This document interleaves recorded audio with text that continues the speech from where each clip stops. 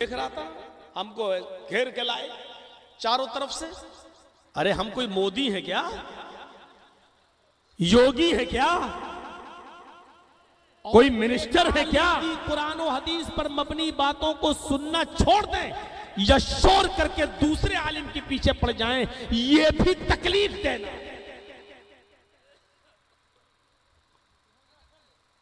इससे भी इज्तिनाब करना चाहिए। अभी देख,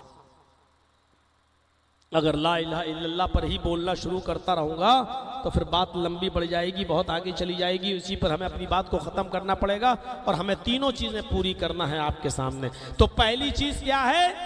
फ़अफ़ज़लुहा क़ौलु ला इलाहा इल्लल्लाह। पहली चीज़, सबसे अफजल दर्जे का ईमान, उसकी शाख क्या है? ये ला इलाहा इल्लल्लाह कहना, यानी उसके तकाज़ों को पूरा करना। पहली चीज़ हो गई। आइए दूसरी चीज पे आइए। ईमान की दूसरी शाख, सबसे कमतर और सबसे निचले दर्जे की शाख क्या है? वह अदनाहा इमाततुल अज़ानित तरीक, रास्ते से तकलीफ दे चीज को हटा देना। रास्ते में कोई केले का छिलका पड़ा है, आप जानते हैं कि कोई भी बूढ़ा आदमी इस पर पैर रखेगा फिसल के गिर जाएगा, कोई नाबीना पैर रखेगा तो फिसल के गिर जाएगा। रास्ते से उस तकलीफ दे चीज को हटा देना। आपकी शान में कमी नहीं आएगी। आप यामा पर हैं, पल्सर पर हैं, आप बुलेट चला रहे हैं या आप फॉर्च्यूनर गाड़ी पे जा रहे हैं, लेकिन रास्ते में कोई केले के छिलके पर बीचों बीच सड़क पर आपको पड़ा हुआ नजर आ गया, आप गाड़ी रोकिए। बुलेट है रोकिए, यामा है रोकिए, फॉर्च्यूनर है रोकिए, हीरो होंडा है रोकिए, और रास्ते से उस तकलीफ दे चीज को हटा दीजिए। इसलिए कि उस पर कोई बूढ़ा भी फिसल सकता है, कोई बच्चा फिसल सकता है, कोई औरत पर्दे के साथ जा रही है, उसका चेहरा वगैरह छिपा हुआ है, उसका पैर रखकर फिसल सकता है, वो गिर सकती है। ये ईमान का तकाजा है और इसको ईमान का एक हिस्सा और ईमान की एक शाख करार दिया है। कोई पत्थर पड़ा हुआ हटा दीजिए रास्ते से, कोई ठोकर खा सकता है, उस पत्थर से टकरा कर गिर सकता है। शरीयत ने इसको ईमान का एक शाख, ईमान की एक ब्रांच बताया। ये मत देखिए, अरे यार इस रास्ते से तो बड़े जालिम लोग रहते हैं इस बस्ती में, उन्होंने हमारे भाई को मारा था, मरने दो, पत्थर पड़ा है पड़ा रहने दो, गिरेंगे टकराएंगे गिरे मरें, हमारे बाप का क्या जा रहा है, हमारे मुसलमान भाई थोड़ी हैं। नहीं, किसी भी मजहब के लोग रहते हो उस बस्ती में, अगर वो रास्ते में पड़ा हुआ है बीच में, तो आपको पत्थर हटाना पड़ेगा, केले का वो छिलका हटाना पड़ेगा, कोई कांटा पड़ा हुआ है तो आपको वो कांटा हटाना पड़ेगा। इसको सवाब से जोड़ दिया है और ईमान से। याद रखिएगा, याद रखिएगा, अगर रास्ते से तकलीफ दे चीज को हटाना सवाब है, रास्ते से पत्थर हटाना, रास्ते से केले का छिलका हटाना, रास्ते से कांटा हटाना, अगर ये ईमान का हिस्सा है और इसको हटाने पर सवाब है, तो जानबूझकर अमदन और कसदन रास्ते में कूड़ा फेंकना, रास्ते में कांटे डालना, रास्ते में केले के छिलके फेंकना, ये गुनाह भी है। अगर रास्ते से इन तकलीफ दे चीजों का हटाना सवाब है, तो रास्ते में इन तमाम चीजों का फेंकना और इन चीजों का गिराना भी गुनाह है। अगर हटाने पर सवाब है तो जबरदस्ती अमदन और कसदन फेंकने पर और रास्ते में ये चीजें डालने पर गुनाह भी पड़ेगा। और बात बहुत छोटी कही है, रास्ते से तकलीफ दे चीज को हटा देना। ये तकलीफ दे चीजों में बहुत सी चीजें शामिल हैं, सिर्फ पत्थर ही नहीं है, सिर्फ केले का छिलका ही नहीं है। अगर कोई शख्स तकरीर कर रहा है, किताबों सुन्नत की बातें बता रहा है, तो आप किसी दूसरे मौलवी को लेने के लिए और रिसीव करने के लिए आप जा रहे हैं और शोर करें, घेर लें और एक आलिम की कुरान और हदीस पर मबनी बातों को सुनना छोड़ दें या शोर करके दूसरे आलिम के पीछे पड़ जाएं, यह भी तकलीफ देना।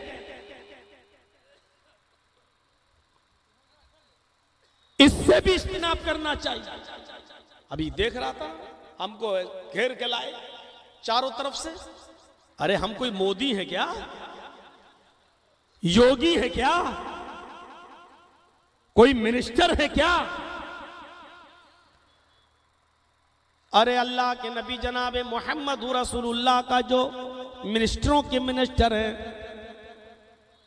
अरे मिनिस्टर क्या बेचता है, कोई मंत्री क्या बेचता है? हमारा ईमान तो यह है कि दुनिया के बड़े से बड़े मंत्री और दुनिया से बड़ा मिनिस्टर भी होगा तो वो मोहम्मद रसूलुल्लाह के पैरों में पहनी जाने वाली चप्पल का मुकाबला नहीं कर सकता है। उसकी हैसियत क्या है? इतनी बड़ी हस्ती जब आती थी और सहाबा किराम इस्तिकबाल के लिए जब खड़े होते थे तो अल्लाह के नबी देखते थे कि ये मेरे इस्तिकबाल में खड़े हो रहे हैं, मुझे देख कर ये दौड़ रहे हैं और खड़े हो रहे हैं, तो आप फरमाया करते थे, लोगों मुझे हद से ज्यादा आगे मत बढ़ाओ, मुझे देख कर खड़े मत हुआ करो, मुझे देख कर इज्जत और इस्तिकबाल के लिए अपनी जगहों से उठा मत करो। इन चीजों से तकब्बुर आता है और तकब्बुर सिर्फ अल्लाह के लिए है, हर किसी के लिए नहीं। अगर तुम मेरी इज्जत ही करना चाहते हो तो मेरी लाई हुई शरीयत पर अमल करो, अगर तुम मुझसे मोहब्बत ही करना चाहते हो तो मेरी लाई हुई शरीयत पर अमल करो। बस यही मोहब्बत का तकाजा है। किसी को देखकर खड़े होना, किसी के पीछे पीछे भागना, किसी की सेल्फी लेना, किसी को अपने मोबाइल में कैद करना, ये सारी चीजें इबादतुल अज़ानी तरीक में आती है। रास्ते में या ये तमाम चीजों से अगर किसी को तकलीफ हो रही है तो आप गुनाहगार हैं। शरीयत आपको ऐसा करने की इजाजत नहीं दी। क्या हो जाएगा? आपने फोटो खींच लिया, अपने साथ ले लिया, हो गए जन्नती। अब तो आप जन्नतुल फिरदौस में जाएंगे, सीधे सीधे जन्नतुल फिरदौस में। अब कोई माँ का लाल आपको जहन्नम में डाल सकता है? हमारे पास तो फला फला मौलाना के साथ सेल्फी है, तस्वीर है, हम जन्नत के दरवाजे पर खड़े होकर फरिश्ते को दिखाएंगे, देखो मौलाना जर्जीस के साथ मेरा फोटो है, और वो कह देगा आइए मोस्ट वेलकम, जाइए जन्नतुल फिरदौस में चले जाए। इससे हो क्या जाएगा? ज्यादा से ज्यादा इतना कि आप अपने यार दोस्तों को बता सकते हो कि देखिए हम जर्जीस साहब से मिले। इससे ज्यादा आपकी कोई हैसियत नहीं है। लेकिन ऐसा करने के लिए आपने कुरान को सुनते हुए छोड़ा है, आपने हदीस बयान हो रही थी वो छोड़ी, यानी कुरान और हदीस की इंसल्ट करके आप किसी आलिम के पीछे दौड़े हैं। ये सबसे बड़ा जलसा सुनने के भी आदाब होते हैं। अल्लाह के नबी सल्लल्लाहु अलैहि वसल्लम जब लेक्चर दिया करते थे, लोगों को समझाया करते थे, आप लोगों को वाज़ो नसीहत किया करते थे, रब्बे काबा की कसम सहाबा किराम इतने गौर से सुनते थे कि अगर गर्मी की वजह से पसीना टपकता था तो हाथ का पंखा जो उस जमाने में खजूर के पत्तों से बनाया जाता था, वो जमीन पर पड़े हुए हाथ के पंखे भी उठाकर अपने ऊपर नहीं चला करते थे। जब अल्लाह के नबी वाज़ो नसीहत किया करते थे तो उनके सरों पर अगर कोई मक्खी बैठती थी तो उस मक्खी को भी उड़ाया नहीं करते थे कि इतनी देर में पता नहीं कौन सी बात मोहम्मद रसूलुल्लाह की जबान से निकल जाए और हम सुन ना सकें और हम डिस्टर्ब ना हो जाएं। इसलिए वो सरों पर बैठी हुई मक्खी को भी नहीं उड़ाया करते थे। पसीना टपकता था तो टपकने देते थे, हाथ के पंखे भी उठाकर वो अपने ऊपर नहीं जला करते थे। मुसलमानों, ये तुम्हारे कलेजे और तुम्हारे दिल हैं कि किसी आलिम की जबान से कुरान और हदीस निकल रहा है और तुम जलसा छोड़कर किसी आलिम के पीछे दौड़ने लगो, उसको रिसीव करने लगो, उसको चारों तरफ से उसको अपने मोबाइल में कैद करने लगो। ये तुम्हारे कलेजे और तुम्हारे दिल कितने बड़े हो गए हैं। अल्लाह के अजाब से डरते नहीं हो, कहीं जमीन न फट जाए और इस जमीन के अंदर हम धंस न जाएं। कुरान और हदीस का ऐसा मजाक हम उड़ा रहे हैं। मेरे भाइयों, हमें अल्लाह के अजाब से डरना चाहिए कि कहीं जमीन फट न जाए और इस जमीन के अंदर हम कहीं समा न जाए। तो मौलाना तो सब पे पानी फेर दिया है, अब क्या होगा? होंगे जो मौलवी कहते होंगे सेल्फी ले लो, होंगे कहने वाले जो कहते होंगे कि जायज है, मेरे भाइयों, अल्लाह के नबी सल्लल्लाहु अलैहि वसल्लम ने तो इन तस्वीरों के सिलसिले में ये फरमाया, इन्ना शद्दन्नास अज़ाबन यौमल क़ियामा अल मुसव्विरून, क़यामत के दिन सबसे सख्त अज़ाब उनको दिया जाएगा जो दुनिया में तस्वीरें बनाते होंगे। अब कुछ लोग कहते हैं ये पेंटर वाली तस्वीरें मुराद हैं। अरे उस जमाने में ये चलती नहीं थी, लेकिन जब हुक्म आम है तो उसमें इसको, आज भी बहुत बड़े बड़े सऊदिया के अंदर ऐसे उलमा और ऐसे मुफ्ती मौजूद हैं जो आज तक कैमरे पे नहीं आते हैं और आज तक मना करते हैं कि नहीं हमारी फोटो नहीं आनी चाहिए। मेरे भाइयों, वो कहते हैं कि इसमें कयामत के दिन रूह डालना पड़ेगी, जान डालना पड़ेगी। मैं जानता हूं इख्तिलाफ है, कुछ लोग कैमरे की तस्वीर को जायज भी कहते हैं, लेकिन मेरे भाइयों, शक और शुबे की बुनियाद पर अगर कैमरे और मोबाइल की तस्वीर से भी बचा जाए तो ये सबसे बेहतर चीज है। आप क्यों ऐसी चीज को इजाद कर रहे हैं? अगर तस्वीरें जायज होती तो अल्लाह तबारक व तआला ऐसा कोई ना कोई इंतजाम जरूर कर देता कि वो मोहम्मद रसूलुल्लाह के फोटो को और आपकी तस्वीर को किसी न किसी शक्ल में बाकी रखता। जैसे कुरान उस जमाने से बाकी और आज तक बाकी और कयामत की सुबह तक बाकी रहेगा, एक नुक्ता भी नहीं बदला जा सकता। ऐसी अल्लाह ताला हमारे नबी की शक्ल सूरत को भी बाकी रखता किसी न किसी शक्ल में, लेकिन उसने शक्ल सूरत को बाकी नहीं रखा। वो नहीं चाहता कि यहाँ से रियाकारी निकले, तकब्बुर निकले और लोग अल्लाह की कुर्सी पर नबियों को, मौलवियों को, उलमा को, पीरों को और वलियों को बिठाकर उनकी इबादत करने लगे। मेरे भाइयों, ये चीज गलत है, वो गलत है। जो सही नहीं है वो सही नहीं है, हमारे और आपके करने से सही नहीं हो जाएगा। जो चीज गलत है वो गलत ही रहेगी। इमाततुल अज़ान तरीक में ये चीज भी शामिल है कि आप की बेटी की शादी हो रही है, आपकी के बेटे की शादी हो रही है और घर के सामने आपने शामियाना बांध दिया। वो रास्ता है लोगों के गुजरने का, अब आपने रोक लगा दिया। अब लोग बेचारे देखते हैं कि वो शामियाना लगा है, शादी हो रही है, अब वो वहां से लौटते हैं और उनको 1 किलोमीटर दूर का सफर करना पड़ता है या 2 किलोमीटर दूर से लौट के आना पड़ता है। रास्ते में तकलीफ, लोगों को तकलीफ देने के लिए ऐसी चीजों का डालना भी तकलीफ देने के जुमरे में आता है। लिहाजा आप अपने बेटे और बेटियों की शादी में, बहनों की शादी में घर के बाहर शामियाना डालकर लोगों के रास्ते को रोकते हैं तो ये भी तकलीफ देने के जुमरे में आता है। विधायक का बेटा है, गांव के प्रधान का बेटा है, गया रास्ते में मिठाई वाले की दुकान पे 2 किलो मिठाई देना, गाड़ी वहां सड़क पे बीचों बीच में रोक दी। अब गाड़ी रास्ता जाम, लोग हॉर्न दे रहे हैं और वो कह रहा है रुक जा, अभी आ रहा है, मिठाई ले लेने दे, हट चुप। और इतनी देर के लिए रास्ता रुका हुआ है। रास्ते में गलत जगह पर गाड़ी को पार्क करना भी मेरे भाइयों रोज रास्ते तकलीफ देने के जिम्मे में आता है। ये चीज भी गलत है। ऐसी जगह पर गाड़ी पार्क कीजिए कि लोगों के आने जाने का रास्ता ना रुके। सोचिए, वो लोग जो जुलूस निकालते हैं, रास्ते रोक देते हैं, शरीयत में इन चीजों की क्या हैसियत है कि आप अपने जुलूस निकालें?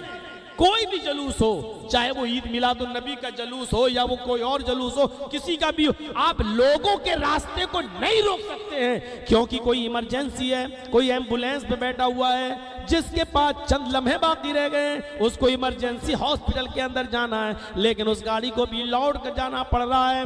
आधे घंटे के रास्ते को 1.5 घंटे में पूरा करता है। पता चला अस्पताल पहुंचते पहुंचते मरीज मर गया, पता चला कि उसका इंतकाल हो गया। मेरे भाइयों, ये चीज भी गलत है। आप रास्ते के अंदर जुलूस नहीं निकाल सकते हैं। इसी तरीके से रमजान के महीने में 2 बजे और 2:30 बजे खड़े हो जाओ, माइक पकड़ लो, रोजेदार भाइयों उठो, सहरी करो। इस वक्त 3 बज चुके हैं, 5 मिनट के बाद फिर 3:05 हो चुके हैं, अभी 1 घंटा बाकी रह गया है। आप लोगों को शोर कर करके नहीं उठा सकते हो, इसलिए कि सबके ऊपर रोजा नहीं है। उन बूढ़े लोगों को आप क्यों उठा रहे हो? शरीयत ने जिनको इजाजत दी है कि वो अपने बुढ़ापे की वजह से रोजा नहीं रख सकते हैं, जो इतने बूढ़े हो चुके हैं कि शरीयत ने उनके ऊपर से रोजे को माफ कर दिया है, अब वो फिदिया देकर काम चलाएंगे। बड़ी मुश्किल से डॉक्टर की दी हुई नींद की गोली खाकर उनको नींद आई थी कि आपने हेलो हेलो करके, नज़में पढ़ के, नाते पढ़ के और शोर करके उनको उठा दिया।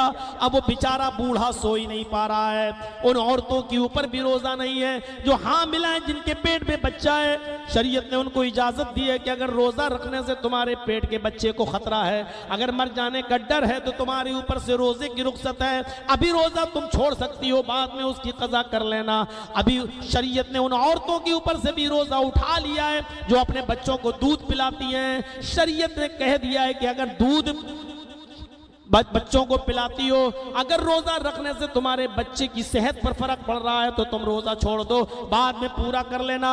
आप हंगामा करके, नाते पढ़ के, नज़में पढ़ के उन औरतों को भी जगा रहे हो जिनके ऊपर रोजा है ही नहीं है। अल्लाह ने उनके ऊपर से रोजे की रुख्सत दी है, तो आप सबको कैसे परेशान कर सकते हो? मेरे भाइयों, जिनको रोजा रखना है वो मोबाइल में अलार्म लगा सकता है, जिसको रोजा रखना है वो किसी भी तरीके से उड़ सकता है।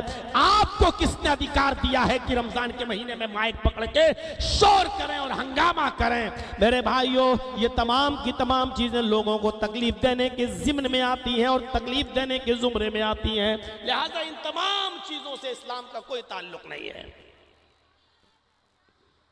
समझ रहे हैं ना? ये मौलवी तो सब कुछ बंद करा के मानेगा। आप भी सोच रहे होंगे कि ये लो, हमारे यहाँ तो मस्जिदों में हम लोग तो सवाब का काम समझ के करते हैं, आधी रात में उठ जाते हैं कि सवाब मिलेगा। इस मौलवी ने सवाब की वजह गुनाहगार और बना दिया। गुनाहगार हैं आप। चाहे कितनी नज़में पढ़िए, चाहे कितनी हम्द पढ़िए, अगर आपके आवाज से किसी ऐसी शख्स की नींद डिस्टर्ब हो रही है जिसके ऊपर से रोजा नहीं है, आप उसकी तकलीफ के जिम्मेदार हैं। आप किस बुनियाद पर आप सवाब का काम समझते हैं? अल्लाह के नबी सल्लल्लाहु अलैहि वसल्लम जब तहज्जुद के लिए उठा करते थे तो इतनी खामोशी के साथ उठते थे कि हजरत आयशा सिद्दीका को भी डिस्टर्ब ना हो। चुपके से उठते थे, वुजू बनाते थे और फिर तहज्जुद की नमाज पढ़ते थे। मेरे भाइयों, हाँ, कभी कभी ऐसा भी होता था जब अम्मा आयशा के हुजरे में आप सोते थे तो हुजरे की तंग दामानी की वजह से सजदा करने में दिक्कत होती थी, तो ऐसे उनको इशारा कर देते थे। हजरत आयशा पैर समेट लेती थी, तब अल्लाह के नबी सल्लल्लाहु अलैहि वसल्लम सजदा करते थे।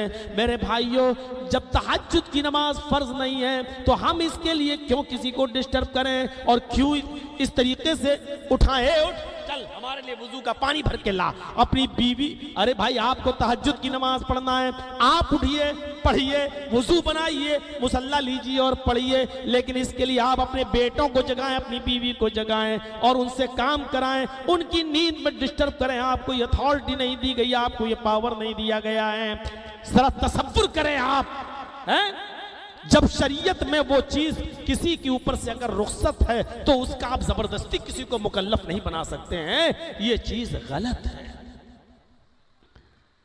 इंसानियत आज मिट चुकी है। इंसानियत ही के लिए तो ये सारी की सारी चीजें बताई जा रही है। इंसानियत को नुकसान नहीं होना चाहिए। आज लखनऊ में चले जाइए, कितने हॉस्पिटल ऐसे हैं आज जो इंसानियत पर जुल्म कर रहे हैं, जबकि आखिरी सहारे की बुनियाद पर लोग वहां जाते हैं कि आप, हम अल्लाह से दुआ भी कर रहे हैं और अपने बेटे का, बेटी का इलाज भी करा रहे हैं। डॉक्टरों पर भरोसा भी होता है कि चलो इससे अच्छा ट्रीटमेंट होगा, लेकिन कितने हॉस्पिटल आपको ऐसे मिलेंगे कि इंसान के मर जाने के बावजूद भी वेंटिलेटर पर लाश को रखे रहने देते हैं 3 दिन और 4 दिन तक। आदमी समझता है कि जिंदा है, जबकि वो जिंदा नहीं है। वेंटिलेटर के ऑक्सीजन से उसका पेट या उसकी सांस चलती है, हालांकि वो मर चुका है। अब 4 दिन के बाद बताया जाता है कि आपका मरीज मर गया है। अब 4 दिन का बिल 50,000 60,000 रुपए के हिसाब से जोड़कर उसको थमा दिया जाता है। ऐसे लुटेरे और ऐसे डाकू जो इंसानियत को लूट रहे हैं, शरीयत ने ऐसे ही लोगों को भी मुजरिम करार दिया है कि आप इंसानियत को नुकसान न पहुंचाएं, धोखे में मत रखें। क्यों क्यों धोखे में रखेंगे? किसी का काम है दूध का, अब वो बेचारा दूध में पानी मिला के बेच रहा है, ये भी इंसानियत को धोखा देना है। किसी की दुकान है, असली सामान की जगह पर नकली सामान डाल रहा है और असली सामान का पैसा ले रहा है, ये भी धोखे, इंसानियत को धोखा देना है। और ऐसी लोगों के सिलसिले में अल्लाह के नबी ने फरमाया मन गश्शा फलैसा मिन्ना, जिसने इंसानियत को धोखा दिया वो मुझ में से नहीं है ही नहीं मुझ में से। जर्जी साहब की बहुत बड़ी दुकान है और हम जानते हैं ओरिजिनल सामान क्या है और डुप्लीकेट क्या है। हमने उससे ओरिजिनल सामान का पैसा बताया है, लेकिन हम ओरिजिनल सामान की जगह पर डुप्लीकेट डाल देते हैं। भाई उसको क्या मालूम है, हमने तो डाल दिया है और दे दिया है। 1000 रुपए ले लिया और सामान 100 का डाल दिया। मेरे भाइयों ये भी धोखा है और ऐसा इंसान मुसलमान नहीं है। फलैसा मिन्ना, अल्लाह के नबी ने कहा उसने धोखा दिया वो हम में से नहीं है। जर्जी साहब बहुत अच्छे नंबर लाए, अपनी सलाहियत और काबिलियत की बुनियाद पर ये इनको लिया जाना चाहिए नौकरी में सरकारी, लेकिन हम गरीब हैं, नंबर तो हमारे इस लायक हैं कि हमको चुना जाए, लेकिन किसी ने 25-30 लाख रुपए देकर नौकरी हासिल कर ली, पता ये चला कि उसको सेलेक्ट कर लिया गया, जर्जी साहब को हटा दिया गया। जर्जी साहब के पास 25-30 लाख रुपए नहीं थे, लेकिन नंबर इतने थे कि हम सेलेक्ट होने के लायक थे, लेकिन रिश्वत देकर दूसरे को रख लिया गया। मेरे भाइयों ये सारी चीजें इंसानियत को धोखा देने की मुतरादिफ हैं। इसलिए रिश्वत देने वाला चूंकि किसी हकदार का हक काटता है और रिश्वत लेने वाला किसी हकदार का हक काट कर दूसरे को देता है, इसलिए दोनों के सिलसिले में अल्लाह के नबी ने फरमाया अर्राशी वल मुर्तशी किलाहुमा फिन्नार, रिश्वत लेने वाला भी जहन्नमी और रिश्वत देने वाला भी जहन्नमी, रिश्वत लेने वाला भी जहन्नमी और रिश्वत देने वाला भी जहन्नमी। और अल्लाह के नबी ने फरमाया लान अल्लाहु अला राशी वल मुर्तशी, अल्लाह की लानत हो रिश्वत लेने वाले पर और रिश्वत देने वाले पर। ये सारी चीजें नुकसान पहुंचाती और इंसानियत के खिलाफ हैं। इसलिए इंसानियत को अल्लाह के नबी ने फरोग दिया है कि इंसानियत मजरूह नहीं होनी चाहिए। आज क्या है, सारी दुनिया खामोश, अक़वाम मुत्तहिदा खामोश। आज इजराइल कितना जुल्म कर रहा है फिलिस्तीन के ऊपर, और देख लो वो गौतम बुद्ध जो शांति की तलाश में अपनी बीवी को छोड़कर अपने बेटे राहुल को छोड़कर जंगल के अंदर चले गए और उन्होंने शरण ले ली और लकड़ियां चबाने लगे, शांति की तलाश में चले गए हैं और वो शांति को तलाश करना चाहते थे जब गौतम बुद्ध की ये शिक्षा हो। लेकिन आज गौतम बुद्ध के मानने वाले वही बुद्धिस्ट आज क्या कर रहे हैं, चले जाइए बर्मा के अंदर मेरे भाइयों, आज रोहिंग्या मुसलमानों पर कितने अत्याचार और कितने जुल्म सितम के उन्होंने पहाड़ तोड़ दिए हैं। आज इंसानियत चीख रही है और चिल्ला रही है, मजरूह हो रही है। आज कोई है जो इंसानियत के फेवर में आवाज उठाए? आज इजराइल जुल्म सितम के सारे पहाड़ तोड़ डाला है मेरे भाइयों, औरतों को बेवा किया है और कत्ल भी कर रहा है, मार भी रहा है, वो मासूम बच्चों को भी नहीं छोड़ रहा है। जुल्म सितम कैसे पहाड़, लेकिन अक़वाम मुत्तहिदा जैसी तंजीम भी जब खामोश हो जाए तो अब किससे उम्मीद लगाई जा सके और किस पर भरोसा किया जा सके। जबकि नबी अकरम सल्लल्लाहु अलैहि वसल्लम ने पेट के उस बच्चे को जो पेट में है, अगरचे वो नाजायज है, कॉलेज में पढ़ने वाला लड़का लड़की इश्क प्यार मोहब्बत में आगे बढ़ गए और दोनों से गलत काम हो गया, आलाते मने हमल इस्तेमाल करने के बावजूद मामला नहीं रुका और हमल ठहर गया। शरीयत कहती है कि गुनाहगार लड़का और लड़की है, लेकिन उसके पेट में पलने वाला बच्चा गुनाहगार नहीं है, उस मासूम का क्या कसूर है? अगर किसी के पेट में नाजायज हमल भी ठहर जाए तो उस बच्चे को मारने की अथॉरिटी अल्लाह ताला ने न लड़के को दी है, न लड़की को दी है, न हॉस्पिटल के डॉक्टर को दी है।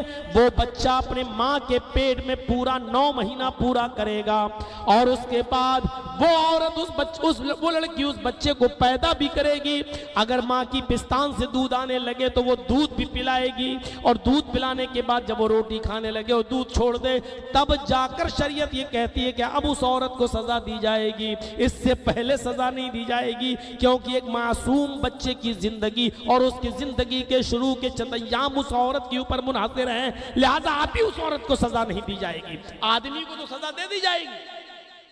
अगर शादीशुदा है तो उसको रज्म कर दिया जाएगा, पत्थरों से मार मार के हलाक कर दिया जाएगा। और गैर शादीशुदा अगर आदमी था तो उसको 100 कोड़े मारे जाएंगे और 1 साल के लिए शहर से निकालकर शहर बदर कर दिया जाएगा, अपने मोहल्ले और सोसाइटी से निकालकर दूसरे शहर में भेज दिया जाएगा, और 1 साल तक उसको अपनी बस्ती में आने की इजाजत नहीं दी जाएगी। लेकिन लड़की को अभी सजा नहीं दी जाएगी। अगर वो शादीशुदा है तो रज्म तो उसको भी किया जाएगा, अगर गैर शादीशुदा है तो 100 कोड़े उसको भी मारे जाएंगे। लेकिन 100 कोड़े अभी नहीं मारे जाएंगे जब तक कि बच्चा पैदा ना हो जाए। जब बच्चा पैदा हो जाए तब भी नहीं मारे जाएंगे जब तक कि वो बच्चा उस औरत का दूध ना छोड़ दे और रोटी ना खाने लगे। जब रोटी खाने लगे और दूध छोड़ दे तब उस औरत को रज्म किया जाएगा या 100 कोड़े मारे जाएंगे। मेरे भाइयों, ये इंसानियत के तहफ्फुज़ की बुनियाद कायम की थी मोहम्मद रसूलुल्लाह सल्लल्लाहु अलैहि वसल्लम ने। उस नाजायज बच्चे को भी गिराने की इजाजत नहीं दी थी। शरीयत तो ये कहती है कि एक बनी इस्राइल का एक आदमी था, वो जा रहा था, कहीं निकला हुआ था, बैनमा रजुलुन यमशी, कहीं निकल रहा था, कहीं जा रहा था। फश्तद्दा अलैहिल अतश, बुखारी की रिवायत, प्यास की वजह से बेचैन था, बहुत ज्यादा उसको प्यास लगी हुई थी, कहीं पानी तलाश कर रहा था लेकिन उसको पानी नहीं मिल रहा था।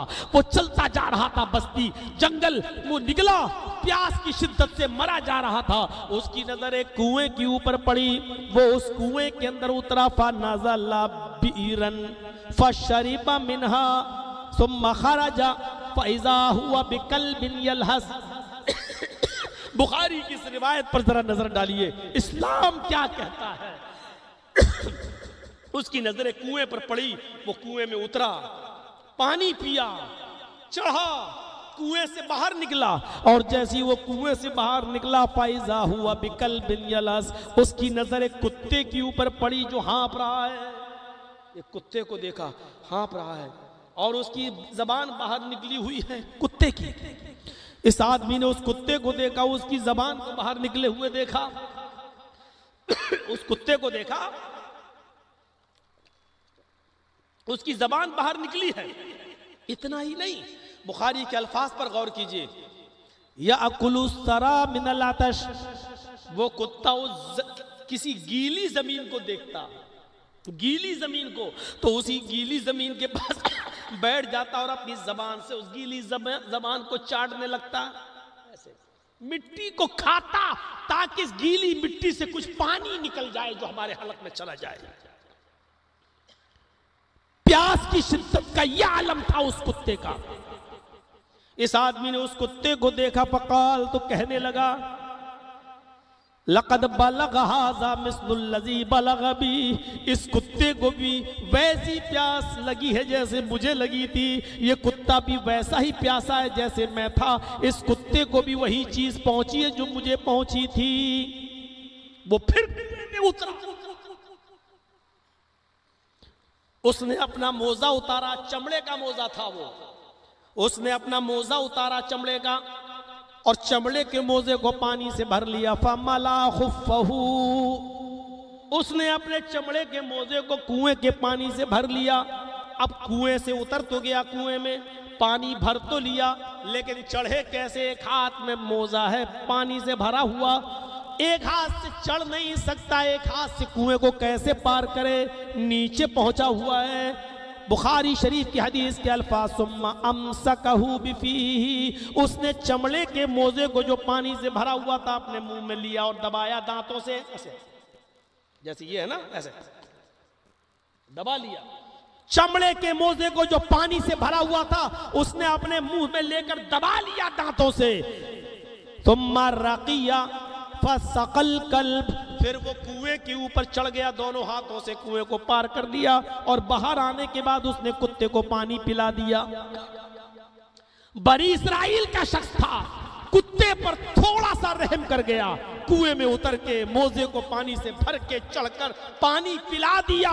फशकर अल्लाहु फगफर लहू, अल्लाह रब्बुल आलमीन को इस आदमी की याद इतनी पसंद आई, इतनी पसंद आई, इतनी पसंद आई कि कुत्ते को पानी पिलाने की वजह से अल्लाह ने इस आदमी को माफ कर दिया और उसकी मग़फ़िरत फरमा दी, उसकी बख्शिश कर दी।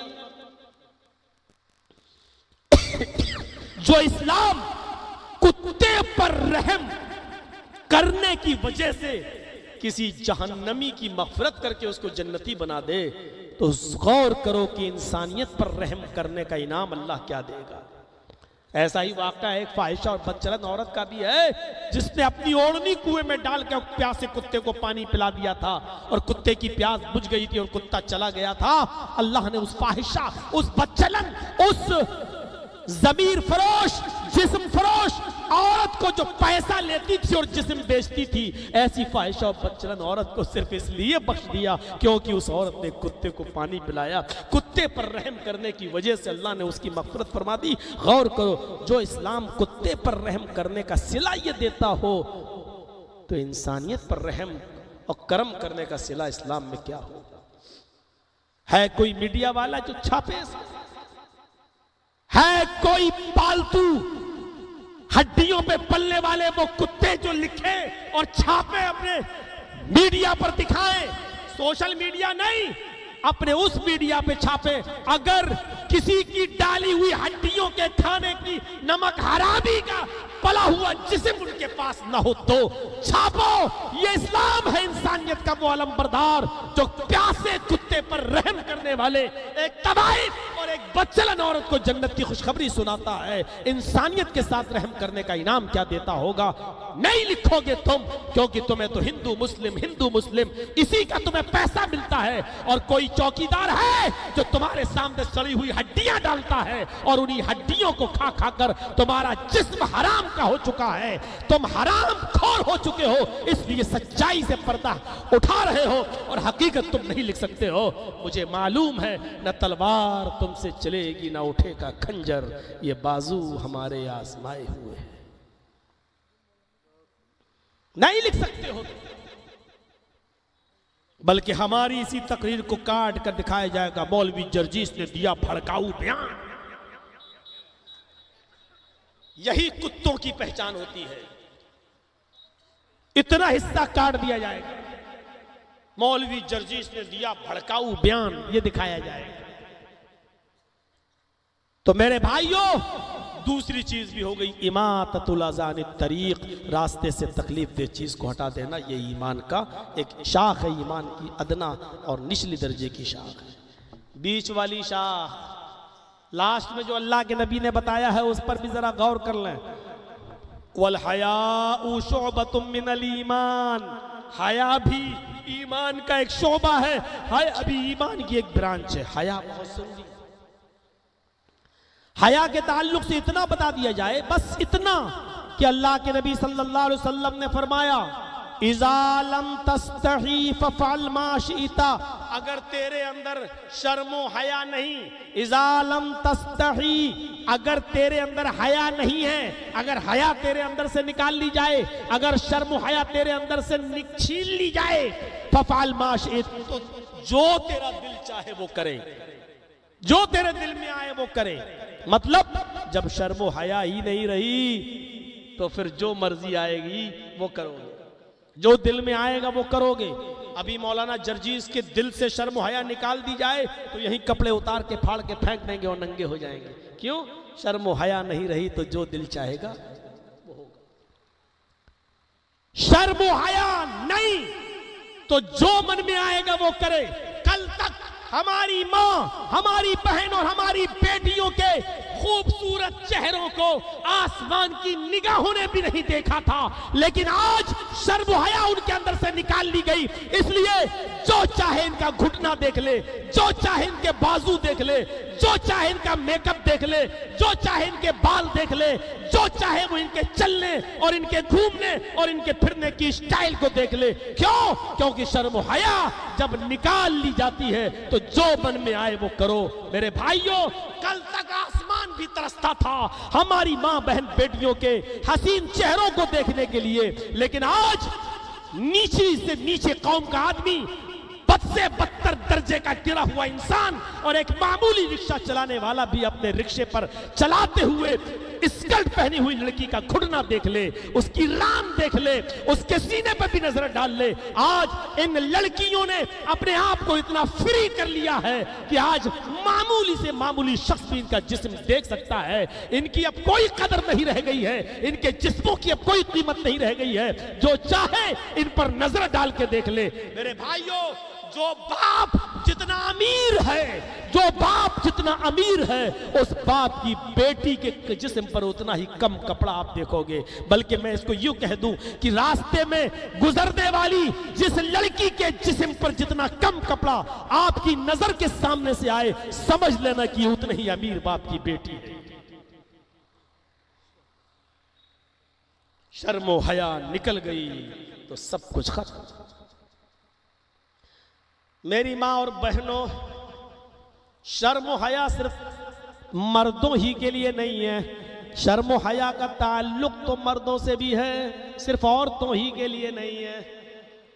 अल्लाह के नबी सल्लल्लाहु अलैहि वसल्लम अपने घर में लेटे हुए थे, आपकी लुंगी घुटने से नीचे थी लेकिन बीच से खुली हुई थी, सतर तो ढका था लेकिन लुंगी खुली हुई थी। अम्मा आयशा बैठी हुई थी। थोड़ी देर के बाद अबू बकर सिद्दीक आए, सलाम किया और घर में अंदर आने की इजाजत मांगी, इजाजत मिल गई।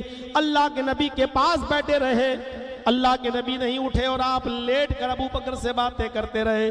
थोड़ी देर के बाद उमर फारूक आए, उन्होंने सलाम किया और अंदर आने की इजाजत मांगी। आपने उमर फारूक को भी इजाजत दे दी। मुस्लिम शरीफ पढ़िए, किताब फज़ाइल सहाबा देखिए, अल्लाह के नबी लेटे रहे और आपने उमर फारूक से भी गुफ्तगू की। फिर थोड़ी देर के बाद उस्मान गनी आए, सलाम किया, आपने पूछा कौन? जवाब दिया उस्मान।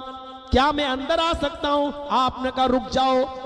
उस्मान से कहा आपने रुक जाओ, अबू बकर से कहा जाओ, उमर से कहा जाओ, लेकिन उस्मान ने जब सलाम किया तो आपने जवाब दिया। फिर पूछा कौन? जवाब दिया उस्मान। आप, क्या मैं अंदर आ जाऊं? आपने कहा रुक जाओ। उसके बाद अल्लाह के नबी सल्लल्लाहु अलैहि वसल्लम ने अपनी लुंगी नीचे की, आपने अपना पैर समेटा, उठ के बैठ गए और आपने कपड़ा बिल्कुल सही तरीके से अब सही कर लिया।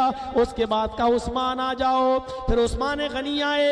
जब तक उस्मान नबी अकरम के पास रहे, आप बैठकर और कपड़े को सही किए हालत में आपने उनसे गुफ्तगू की। और जब ये तीनों लोग चले गए तो हजरत आयशा ने पूछा, अय अल्लाह के नबी, मेरे अब्बू आए, आप लेटे रहे, आपने कपड़ा सही नहीं किया।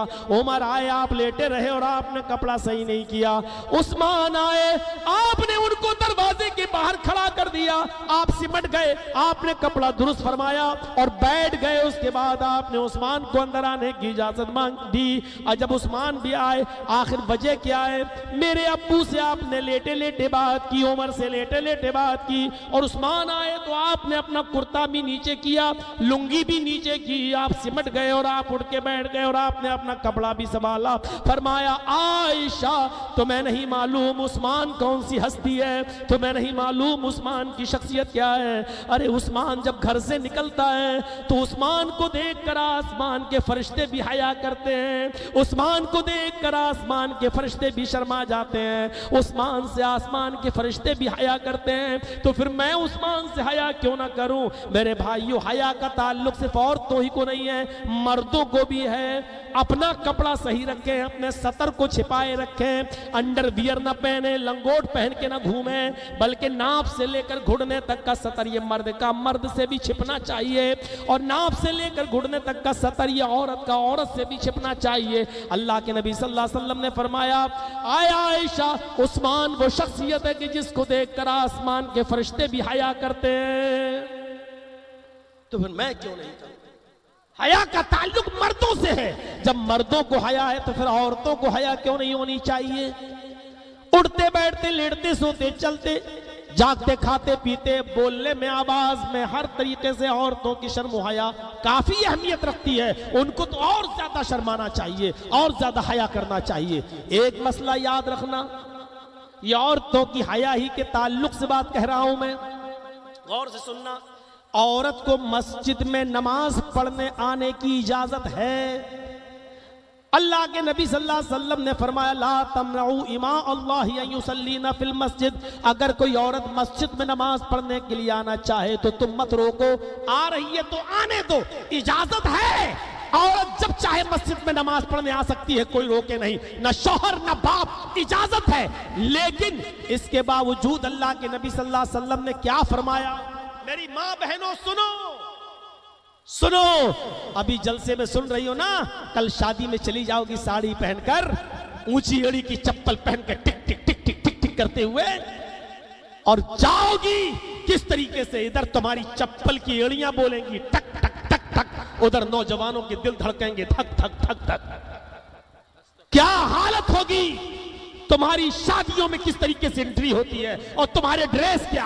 सुनिए मोहम्मद रसूलुल्लाह ने क्या फरमाया, औरत को मस्जिद में आने की इजाजत है, ठीक है, लेकिन इसके बावजूद आप फरमा रहे हैं कि औरतों का अपने घर में नमाज पढ़ना मस्जिद में नमाज पढ़ने से ज्यादा अफजल है।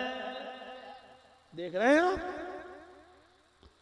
उस जमाने में अल्लाह के नबी फरमा रहे हैं जिस जमाने में फितने का डर ही नहीं है, खुद मोहम्मद रसूलुल्लाह उस जमाने में नमाज पढ़ा रहे हैं, लेकिन उस जमाने में कह रहे हैं कि औरतों तुम्हारा घर में नमाज पढ़ना मस्जिद में नमाज पढ़ने से अफजल है। जब फितने का जमाना नहीं तब बता रहे हैं अफजल है। खुद इमाम बने हैं मोहम्मद रसूलुल्लाह, और कौन नहीं चाहता कि रसूलुल्लाह के पीछे नमाज पढ़ें, कौन नहीं चाहता। अभी दिल्ली में जो ऑल इंडिया अहले हदीस कॉन्फ्रेंस हुई, औरतों के लिए इंतजाम नहीं था, लेडीज के लिए इंतजाम नहीं था, लेकिन औरतों ने सुना कि सऊदीया के मस्जिद नबवी के इमाम आ रहे हैं, तो उनके पीछे नमाज पढ़ने के चक्कर में वो चली आई, उनके लिए अलग से इंतजाम करना पड़ा। जब सऊदीया के इमाम के पीछे नमाज पढ़ने के लिए इंतजाम न होने के बावजूद औरतें आ जाती है, तो बताओ नबी के पीछे नमाज पढ़ने के लिए कौन नहीं चाहेगा कि मोहम्मद रसूलुल्लाह सल्लल्लाहु अलैहि वसल्लम के पीछे हम नमाज न पढ़ें। लेकिन इसके बावजूद आप कह रहे हैं इमाम में और मेरे पीछे नमाज पढ़ना भी अफजल है, और फितने का जमाना नहीं, लेकिन इसके बावजूद आपने फरमाया कि और तो तुम्हारा अपने घरों में नमाज पढ़ना ज्यादा अफजल है। क्यों? इसलिए कि तुम मर्दों से जितना दूर रहोगी उतनी ज्यादा तुम्हारे अंदर हया रहेगी, उतनी तुम्हारे अंदर शर्म बाकी रहेगी। और घर में भी नहीं, पूरे घर में जहां चाहो पढ़ लो, नहीं। अबू दाऊद की एक मुफस्सल रिवायत में फरमाया घर में भी नमाज जहां चाहो वहां नहीं, घर में अपने सहन में नमाज पढ़ना मस्जिद से बेहतर अपने घर में नमाज पढ़ो, और घर से बेहतर है कि अपने सहन में नमाज पढ़ो, और सहन से भी ज्यादा अफजल है कि अपने घर के बरामदे में नमाज पढ़ो, और बरामदे से भी ज्यादा अफजल है कि तुम अपने घर में जिस कमरे में तुम सोती हो दरवाजा बंद कर लेती हो सोते वक्त, उस रूम में उस बंद कमरे में तुम नमाज पढ़ो। यानी घर में भी तो कभी खाला का लड़का, कभी चचा का लड़का, कभी फूफा का लड़का, ये सब आना जाना लगा ही रहता है। इसलिए फरमाया कि तुम जितने अंदर और जितना छिपकर और जितना तन्हाई में तुम नमाज पढ़ोगी उतना ही तुम्हारा बेहतर है नमाज पढ़ना। अंदाजा लगाओ, ये औरतों की शर्म हया का तकाजा है, शरीयत ने बयान कर दिया। उस जमाने में जिस जमाने का इमाम खुद मोहम्मद रसूलुल्लाह हो, और जो जमाना फितने का जमाना ना हो, और जिस जमाने की इमामत अल्लाह के रसूल कर रहे हो, उस जमाने में भी फरमाया जा रहा है कि औरतों तुम्हारा घर में नमाज पढ़ना ज्यादा बेहतर है मस्जिद से। अब जरा हमारी माँ बहनें गौर करें, मैं फिर कह रहा हूं, औरतें अगर मस्जिद में जाना चाहें तो कोई रोक टोक नहीं है, जा सकती हैं नमाज पढ़ने के लिए।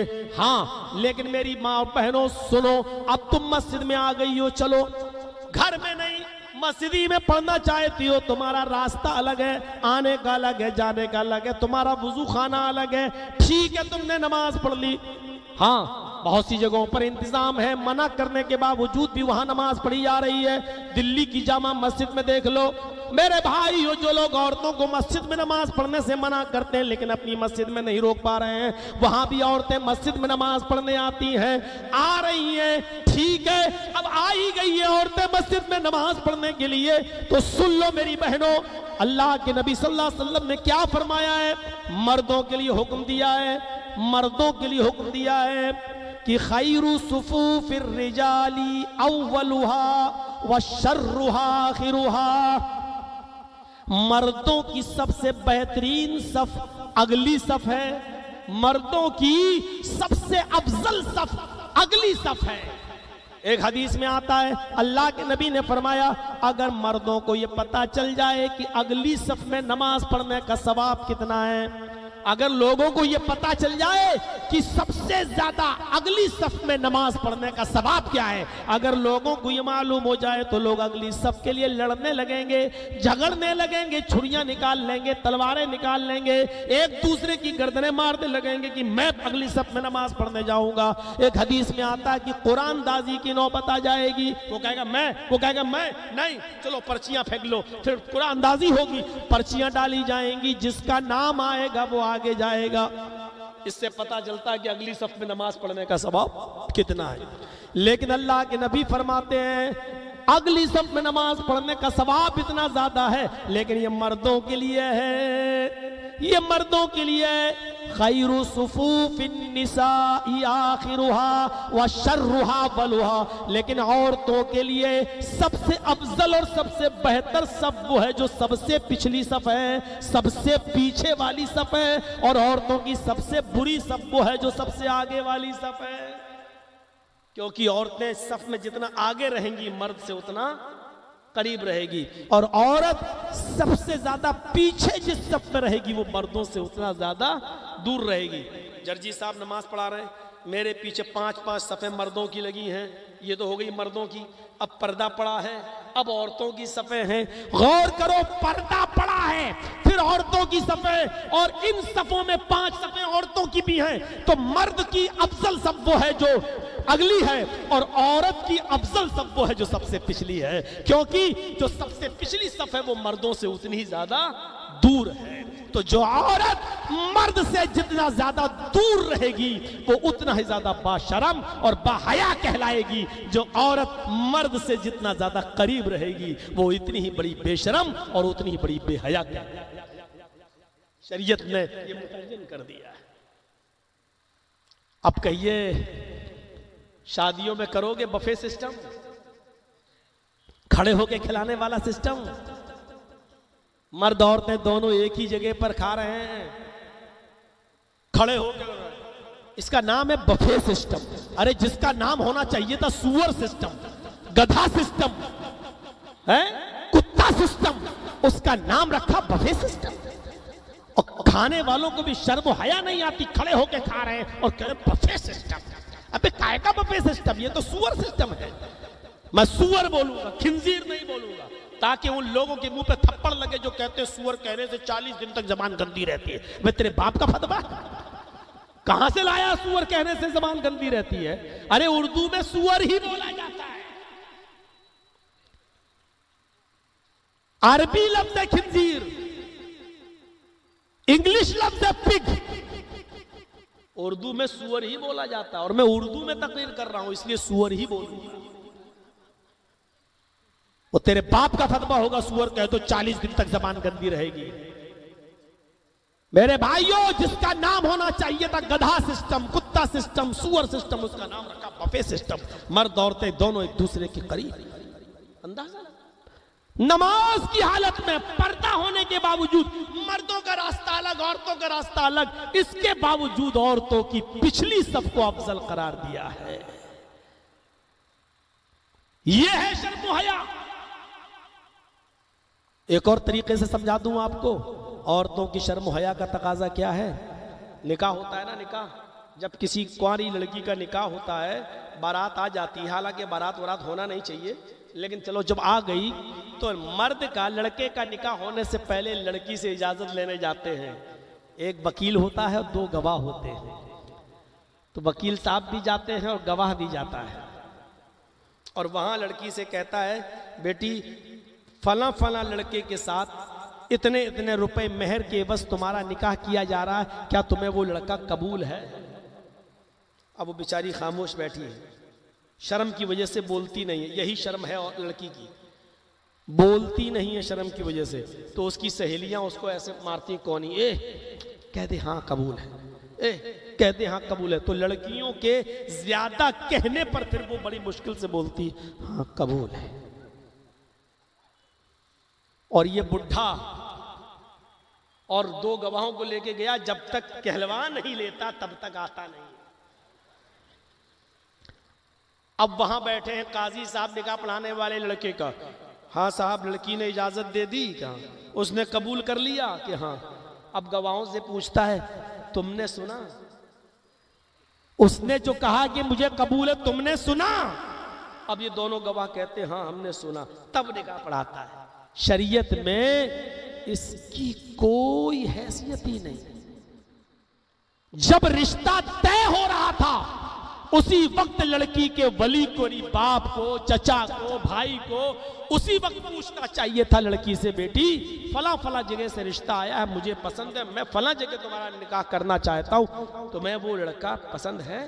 बेटी बाप को नहीं बताएगी, कोई बात नहीं, बाप चला आए, माँ को बता देगी, बहन को बता देगी, अपनी सहेली को बता देगी, सुबह से शाम तक में पता चल जाएगा कि लड़की की मर्जी है या नहीं।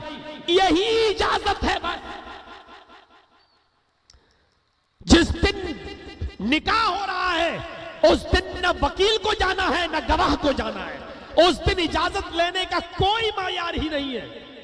उस दिन लड़के की तरफ से भेजे हुए कपड़े अगर लड़की निकाह वाले दिन पहन लेती है, खुशी खुशी उसको ग्रहण कर लेती है, अपने जिस्म पर पहन लेती है, तो लड़के की तरफ से दिए हुए कपड़े को पहनने की वजह से ये समझा जाएगा कि लड़की राजी है, लड़की तैयार है, लड़की ने अपनी रजामंदी का इजहार कर दिया है।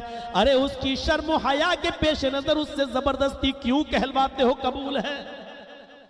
अल्लाह के नबी सल्लल्लाहु अलैहि वसल्लम ने फरमाया कि वली एक बार अपनी बेटी से पूछेगा, भाई अपनी बहन से या चचा अपनी भतीजी से एक बार पूछेगा, बेटी फला जगह तुम्हारा निकाह किया जा रहा है, क्या तुम्हें कबूल है? क्या वो लड़का तुम्हें पसंद है? उस लड़की का बोलना जरूरी नहीं है कि अब्बू हाँ ठीक है आप जहां चाहते हैं कर दीजिए। उस लड़की को कहने की जरूरत ही नहीं है। शरीयत ने उस लड़की की शर्म हया का ख्याल ये रखा है। अल्लाह के नबी ने फरमाया इज़्नुहा सिमातुहा, अगर तुम्हारे पूछने पर वो खामोश रह जाए तो खामोशी ही उसकी इजाजत है। उसकी खामोशी को उसकी इजाजत समझ लो, यानी वो खामोश रह गई, समझ लो कि वो राजी है।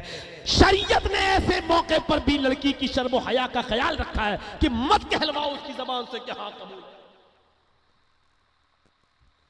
इतनी शर्मीली होती है लड़की की, अपनी जिंदगी जिसके साथ पूरी गुजारना चाहती है उसके बारे में भी नहीं बोल पा रही है कि हाँ कबूल है।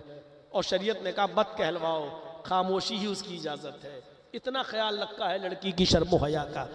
आज 24 घंटे मोबाइल पे लगी रहती हैं, जलसे में फला जगह मिलेंगे आ जाना। इनके बारे में क्या ख्याल है? और फिर एक बाप क्यों देता है अपनी बेटी के हाथ में एंड्रॉयड मोबाइल? मुझे बताइए, आपकी बेटी को कैमरे वाला mobile, Android mobile, social media वाला मोबाइल, व्हाट्सएप चलने वाला, फेसबुक और मैसेंजर चलने वाला मोबाइल क्यों चाहिए? वजह क्या है? एक भाई अपनी बहन के हाथ में देखता है और एक बाप अपनी बेटी के हाथ में देखता है और फिर भी खामोश। मुझे कोई बताए कि दयूस कहां किसको गया? मुझे कोई बताए कि बेशर्मी और बेहयाई अगर कोई बाप अपनी बेटी के अंदर देख रहा है और खामोश है तो वो बाप दयूस। कोई भाई देख रहा है तो वो भाई दयूस। कोई शौहर अपनी बीवी के अंदर बेशर्मी और बेहयाई देखकर खामोश है तो वो शौहर दयूस। कोई बेटा अपनी मां के अंदर अगर ये बेशर्मी और बेहयाई देख रहा है और खामोश है तो वो दयूस। किसको कहा दयूस? दयूस का माना जानते हो ना? नहीं जानते हो ना? खुल के बोल दूं, दयूस का माना भड़ुआ। अरबी लफ्ज है दयूस। उसको उर्दू में किसी को समझाना हो तो उसका समझाओ कि भड़ुआ। जो बाप देख रहा है कि मेरी बेटी स्कर्ट पहन के जा रही है, बाहें खुली हुई हैं, सर पे दुपट्टा नहीं है, एयर होस्टेस बनी हुई है, जा रही है ऊंची एड़ी की चप्पल पहन के, वो बाप भड़ुआ। जो भाई देख रहा है कि साल में मेरी बहन जा रही है, वो भाई हुआ। बहुत दिनों के बाद आज ये लफ्ज इस्तेमाल करने को मिला है। जो बेटा देख रहा है कि मेरी मां इस हाल में जा रही है, वो बेटा हुआ। जो आदमी खुद बैठे बैठे घर में टीवी देख रहा है और अपनी बीवी से नौकरी करवा रहा है और बीवी इस तरीके का लिबास पहन के जा रही है, वो शौहर भड़ुआ।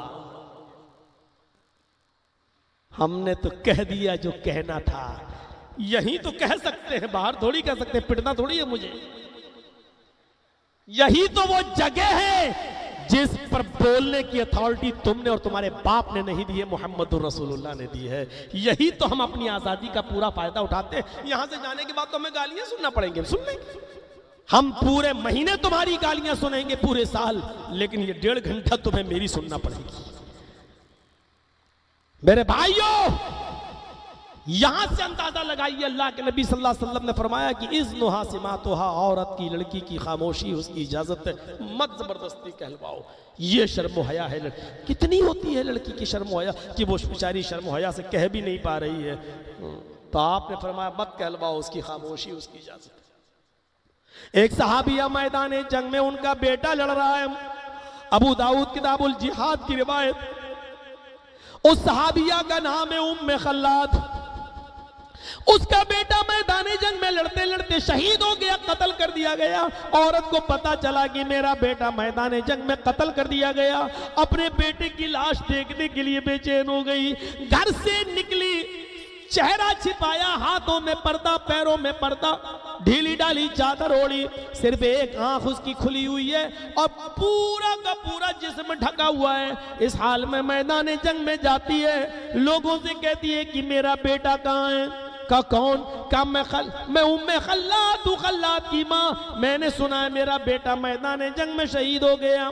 उसको उसके बेटे की लाश दिखाई गई। वो अपने बेटे की लाश के पास बैठ गई।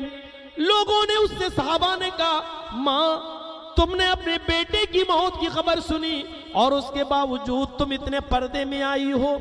ऐसे मौके पर तो औरतें सब कुछ भूल जाती हैं, बाल नोचने लगती हैं, अपने गरीबान चाक करने लगती हैं, पर्दा भूल जाती हैं। इस हाल में भी तुम अपने बेटे को देखने आई हो कि तुम्हारे जिस्म पर पूरी तरीके से पर्दा है, कोई तुम्हें पहचान भी नहीं पा रहा है, तुम्हारी एक आंख के अलावा कुछ नहीं खुला है। इस हाल में भी तुम इतने पर्दे में आई हो। उस औरत ने जवाब दिया, इन उर्जा इब्नी फलन उर्जा हयाई। लोगों, मैदान जंग में मैंने अपना बेटा खोया है, मैंने अपनी हया नहीं खोई, मैंने अपनी शर्म नहीं खोई। मैदान जंग में मेरा बेटा मुझसे छीना गया, मैं अपने पर्दे का जनाजा नहीं निकालना चाहती, मैं अपनी हया का जनाजा नहीं निकालना चाहती। ऐसे मौके पर भी उस औरत की हया का हाल ये था। मेरी बहनों, तुम्हारी हया और इस औरत की हया का क्या मुआवजना है? तराजू पे रख के तौलो। तुम्हारी हया आज किस दर्जे में है, उसकी हैसियत क्या है, उसका मकाम क्या है और उसको कौन सा दर्जा दिया जाए। आज हमारी मां बहनों की हया का और इस औरत की हया का कौन सा दर्जा दिया जाए। मेरी बहनों, एक और हदीस तो मैं सुना देता हूं, सुनिए। अल्लाह के नबी जनाब मोहम्मद रसूलुल्लाह ने फरमाया, कुर्बे कयामत, कयामत से पहले एक ऐसा जमाना आ जाएगा कि तुम देखोगे कि जिनाकारी सरेआम होगी, बदकारी सरेआम होगी। चौराहे पर, रोड पर एक लड़का एक लड़की दोनों जिना करेंगे, सबके सामने जिना करेंगे। सहाबा ने पूछा, क्या ऐसा भी होगा? फरमाया, हाँ, एक लड़का एक लड़की दोनों सबके सामने जिना करेंगे, दोनों तैयार होंगे और दोनों जिना करेंगे। और उस जमाने का अल्लाह के नबी ने फरमाया उस जमाने का सबसे शरीफ इंसान वो होगा, उस जमाने का सबसे नेक इंसान वो होगा जो इस लड़की और लड़की को जिना करते हुए देखेगा, इन दोनों के पास जाएगा और इनको मना नहीं करेगा। ये कहेगा बेटा तुम ये काम जो कर रहे हो अपनी गर्लफ्रेंड से, अपनी माशूका से, अपनी महबूबा के साथ ये काम जो कर रहे हो इस चौराहे पर या सबके सामने मत करो, यहां से मेरी माँ बहन बेटियां भी गुजरती है, यहां ये काम ना करो। अगर तुम्हें ये काम ही करना है तो ये मेरा घर बना हुआ है, घर के पीछे की दीवार है, उस दीवार के पीछे जाकर ये काम कर लो। ये मेरा खेत है, इस खेत की झाड़ियों में चले जाओ अपनी गर्लफ्रेंड को लेकर और ये काम कर लो। इस रास्ते पे मत करो, जो मना नहीं कर पाएगा, जो कहेगा करो, लेकिन सबके सामने नहीं, इस दरख्त की आड़ में कर लो, इस दीवार की आड़ में कर लो। ये कहेगा, ये उस कहने वाला उस जमाने का सबसे शरीफ इंसान होगा, सबसे नेक इंसान होगा। यानी इस नेक इंसान में भी मना करने की जरूरत नहीं होगी।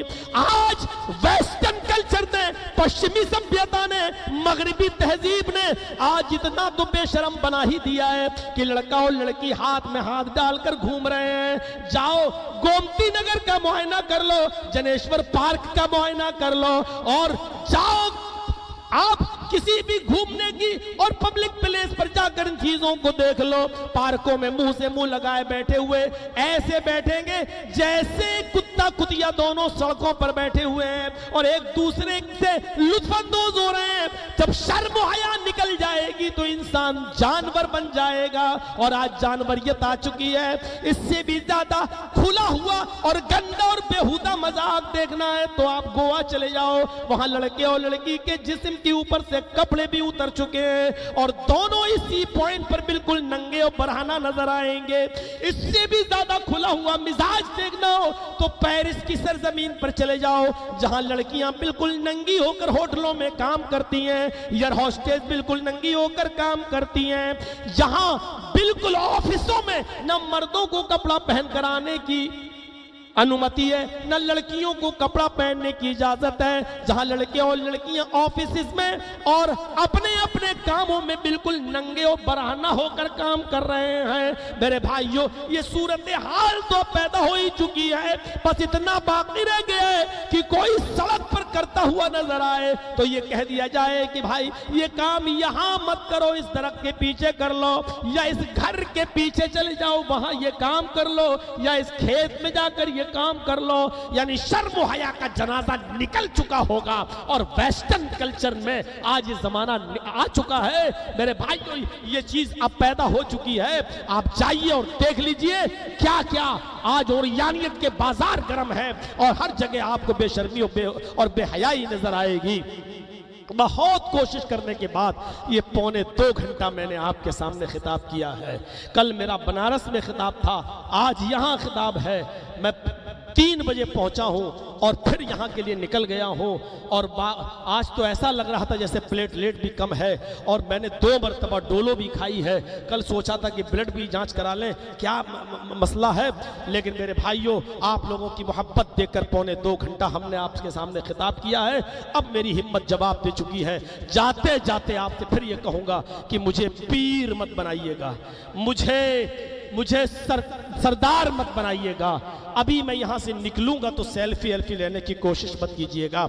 और ये सब करके मेरे भाइयों फिर वही तकरीर का वरना मैं समझूंगा कि पूरा सुना दिया आपको, लेकिन आपके अंदर कोई फर्क नहीं पड़ा। आप पहले भी ऐसे ही थे और अब भी ऐसे ही हैं। इस जलसे का कोई फर्क आपके ऊपर नहीं पड़ा। मेरे भाइयों, इतनी हदीसें सुनने के बाद कुछ तो दिखाइए कि हमारे अंदर मोहम्मद रसूलुल्लाह से मोहब्बत अभी भी है और हम सुनकर अमल करने वाले हैं। मुझे उम्मीद है कि इंशाअल्लाह आप हमारी बातों पर अमल करेंगे। अल्लाह हम सबको अमल करने की तौफीक अता फरमा। बारे इलाह हमारे अंदर ला इलाहा इल्लल्लाह यानी तौहीद को समझने की तौफीक अता फरमा। अल्लाह इस कलमे की हकीकत को जानने की हमें तौफीक अता फरमा। इंसानियत को समझने की तौफीक अता फरमा। बेशर्मी और बेहयाई हमारे समाज से दूर करके शर्म हया हमारे समाज में पैदा फरमा।